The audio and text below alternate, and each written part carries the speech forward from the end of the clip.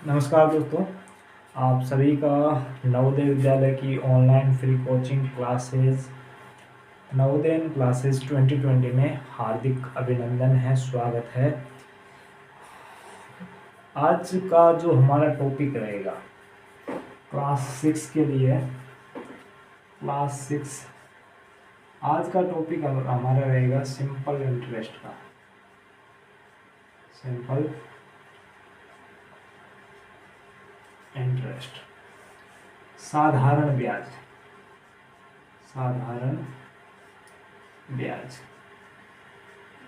ठीक है, ये टॉपिक रहेगा। इससे पहले हमने प्रतिशत तक कर दी है और साधारण ब्याज समेत हमारे 4 टॉपिक रह गए हैं। एक सिंपल इंटरेस्ट है, दूसरा मेजरमेंट है यानी कि मापन, साधारण ब्याज मापन। तीसरा टाइम डिस्टेंस वाला है, टाइम स्पीड एंड डिस्टेंस, समय दूरी चाल। ठीक है, टाइम डिस्टेंस स्पीड कह सकते कुछ भी, डिस्टेंस। और चौथा perimeter, area and perimeter, area and perimeter. ये 4 चैप्टर अभी हमारे बचे हुए हैं। ये चारों होते ही हमारा जो मैथ्स का सिलेबस पूरा हो जाएगा। 2022 वालों के लिए मैथ्स का सिलेबस पूरा होने में अभी 4 चैप्टर बाकी है। 4 में एक हम कर रहे हैं, उसके बाद सिर्फ 3 चैप्टर बचेंगे। मेजरमेंट मापन, टाइम स्पीड डिस्टेंस यानी समय दूरी चाल, और एरिया एंड पेरीमीटर यानी कि क्षेत्रफल और परिमाण। ये चारों टॉपिक पढ़ लेंगे, उसके बाद आपकी प्रैक्टिस शुरू हो जाएगी। तो शुरू करते हैं आज की क्लास को। सिंपल इंटरेस्ट, इसमें आपको कुछ टर्म है उसका पता होना चाहिए। वो पता है तो आप आराम से इस चैप्टर को कर सकते हो। पहला इंटरेस्ट यानी कि ब्याज, दूसरा है प्रिंसिपल यानी कि मूलधन,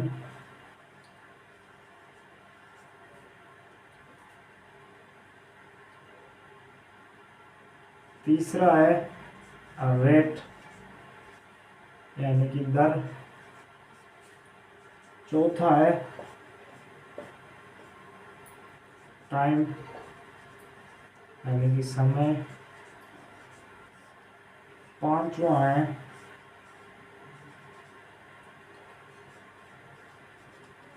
कंपाउंड मनी यानी कि मिश्र धन।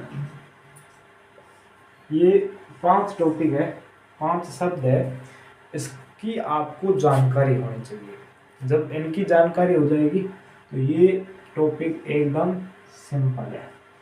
नाम से ये सिंपल इंटरेस्ट बिल्कुल सिंपल है। ठीक है, अब शुरू करते हैं। इंटरेस्ट, ब्याज क्या होता है। मान लो कि आप गांव में, आपने ब्याज का नाम तो सुना ही होगा। आप किसी बैंक से मान सकते हो या किसी दूसरे व्यक्ति से उधार लेके आते हो, उधार लेके आते हो, रुपए कुछ उधार लेके आते हो। जब आप उसको लौटाते हो ना, तो वो जितने रुपए आप लेके आते हो ना, उससे ज़्यादा लौटाते हो। जब भी आप किसी गांव में व्यक्ति यानी गांव में अब रिश्तेदार हो गए, दोस्त हो गए, उनसे मत, क्योंकि वो ब्याज नहीं लेते हैं। बाकी जब हम जो सूबेदार होते हैं, जो रुपए ब्याज पर देते हैं, जब उनसे लेके आते हैं तो हम जितने रुपए लेके आते हैं ना, उससे ज़्यादा रुपए वापस चुकाते हैं। जैसे कि हम 100 रुपये लेके आए, 1 महीने बाद हमने उनको 120 रुपये लौटाए। कितने? 120 रुपये दिए। तो जो 20 रुपये ज़्यादा दिए ना, वो इंटरेस्ट है। क्या है? इंटरेस्ट है, यानी कि ब्याज वही है। क्या है? ब्याज है। जितना हम किसी से उधार लेके आते हैं, अब वो हमने ज़्यादा क्यों दिए, क्योंकि हमने उसके जो मनी थी, उसका जो धन था, उसको अपने पास रखा और उसी के ऊपर जो चार्ज लगा ना वो हमारा ब्याज हो गया।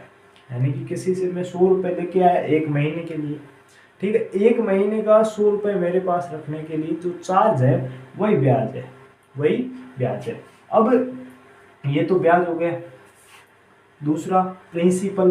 प्रिंसिपल किसको कहते हैं, जो हम उधार राशि लेके आए, जो हम राशि उधार लेके आए हैं ना उसको प्रिंसिपल बोलते हैं, यानी कि उसको मूलधन बोलते हैं। 100 रुपये हम लेके आए थे तो 100 रुपये को हम क्या बोलेंगे, मूलधन बोलेंगे। समझ में आ गया। यानी कि जो राशि हम उधार लेके आते हैं उसको प्रिंसिपल बोलते हैं, यानी कि मूलधन बोलते हैं।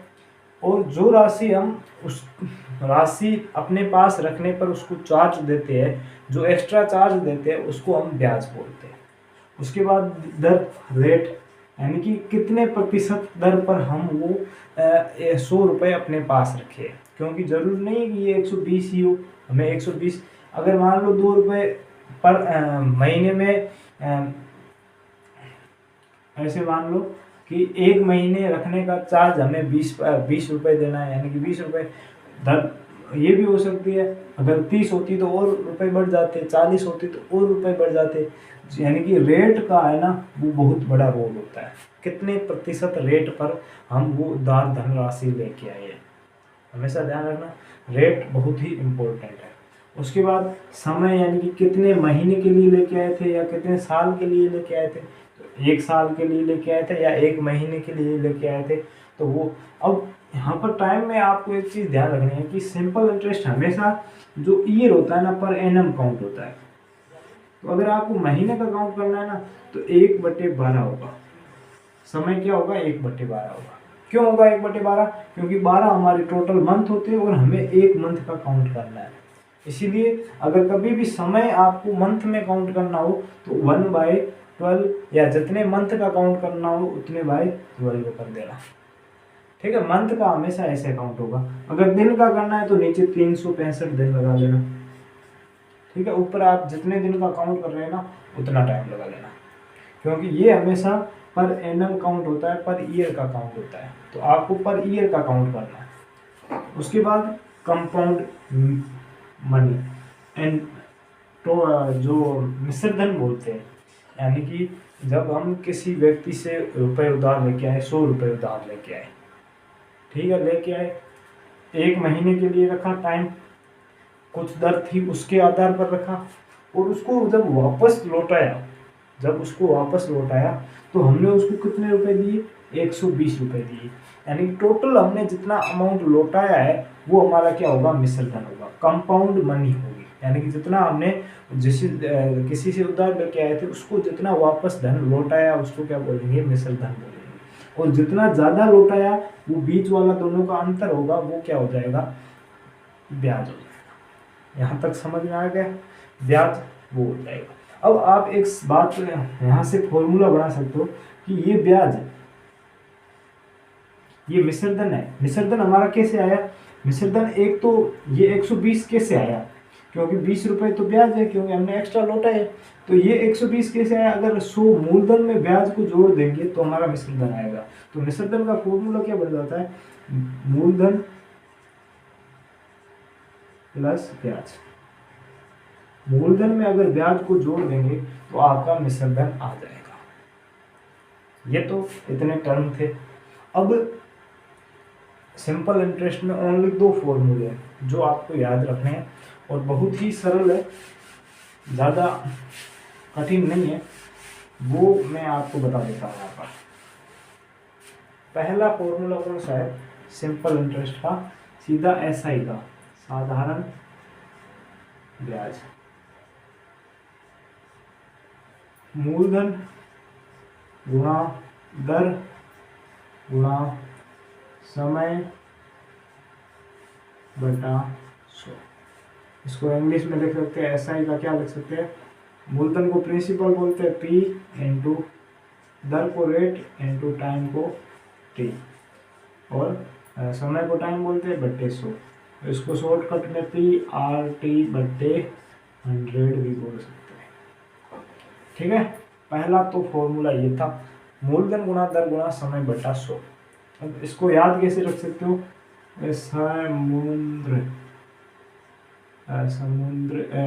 समुद्र ऐसे समुद्र आप समुद्र होता है ना जो समुद्र, उसको समुद्र पढ़ लो एक बार।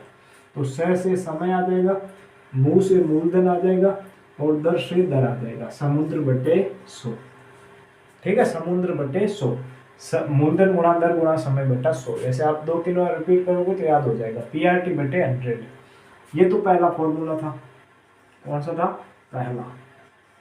अब दूसरा फॉर्मूला मिश्रधन का, मिश्रधन कंपाउंड मनी, इसका फॉर्मूला क्या होगा? अभी मैंने बताया था मिश्रधन हम कैसे ज्ञात करते हैं, मूलधन जितना हमने उधार लेके आए थे उस पर जितना हम ब्याज देते हैं, टोटल जितना अमाउंट देते हैं वही हमारा क्या होगा? मिश्रधन होगा। यानी कि मूलधन जितना हम उधार लेके आए और उस पर जितना ब्याज होता था वो सारा का सारा दे दिया, दोनों को जोड़ कर दे दिया, तो वो हमारा मिश्रधन हो जाएगा। ठीक है, प्रिंसिपल प्लस इंटरेस्ट, SI। ठीक है, प्रिंसिपल प्लस SI, समझ में आ गया? तो ये हमारा दूसरा फॉर्मूला हो गया। ये 2 ही फॉर्मूले हैं साधारण ब्याज में, आपको किसी भी क्वेश्चन को करने हैं ये 2 ही फॉर्मूले काम आएंगे। अब ये बात समझ लो, कभी भी आपको मूलधन और मिश्रधन दिया हुआ हो और ब्याज का पूछे तो इस फॉर्मूले से होगा। मिश्रधन दिया हुआ हो, मूलधन दिया हुआ हो और ब्याज पूछ ले तो भी इसी से ही होगा, क्योंकि अब देखो ब्याज निकालना है तो ये मूलधन प्लस में इधर आएगा तो माइनस में, माइनस मिश्रधन करते ही हमारा ब्याज का फॉर्मूला बन जाएगा। कब बनेगा? जब मिश्रधन और मूलधन दोनों दिए हुए हो। जब दोनों दिए हुए होते हैं तब हम ब्याज इस तरह से निकालते हैं।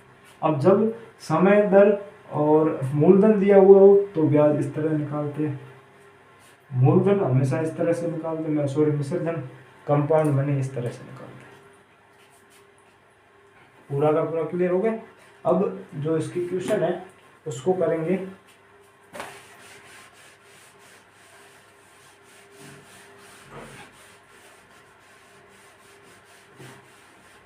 एक ऐसे ही क्वेश्चन ले लेते हैं सिंपल, ताकि आपको समझ में आ जाए।